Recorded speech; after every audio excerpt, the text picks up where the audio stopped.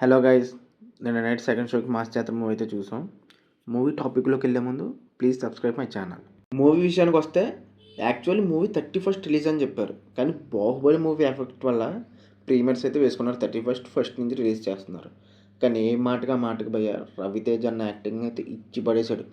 ఆ body slang కానివ్వండి, ఆ మాట్లాడే స్లాంగ్ కానివ్వండి, ఒక కొత్త రవితేజ అన్నని చూస్తాం మనం ఈ సినిమాలో. నాకైతే మూవీ ఓకే పర్లేదు అనిపించింది. One time watchable. మరీ హై పిచ్ ఎలిమెంట్స్ లేవు, అలానే మనం బోర్ కొట్టించే సీన్స్ లేవు.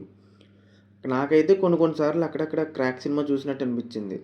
నాకే కాదు, థియేటర్లో చూసే ప్రతి ఆడియన్స్ కూడా అదే ఫీల్ వస్తుంది, కొంతసేపు మనం క్రాక్ సినిమా చూస్తున్నామేమని. అసలు విలన్ రోల్ని నవీన్ చంద్ర గారిని ఎందుకు సెలెక్ట్ చేసుకున్నారో తెలియదు.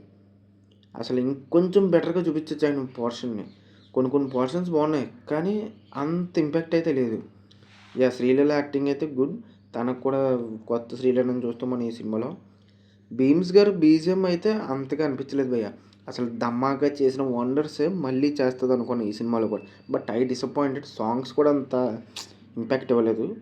ఇంకా మెయిన్ ప్లాట్ వచ్చేసి రవితేజ గారు రైల్వే పోలీస్ ఎస్ఐ అనమాట. లక్ష్మణ్ బేరీ, శివుడు యాజ్ ఏ నవీన్ చంద్ర స్మగ్లింగ్లే చేస్తూ ఉంటాడు. ఎక్కడైతే అన్యాయం జరుగుతుందో అక్కడ లక్ష్మణ్ బేరీని వాళ్ళ మావయ్య గారు సముద్రగని ట్రాన్స్ఫర్ చేస్తూ ఉంటారు.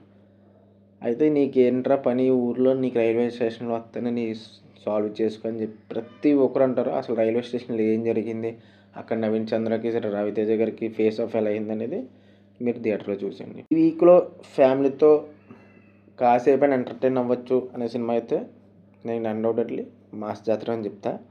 రవితేజ గారి టైటిల్ కార్డ్స్ కూడా చాలా బాగా వేసుకున్నారు. ఆయనకి 75th ఫిలిం ఇది.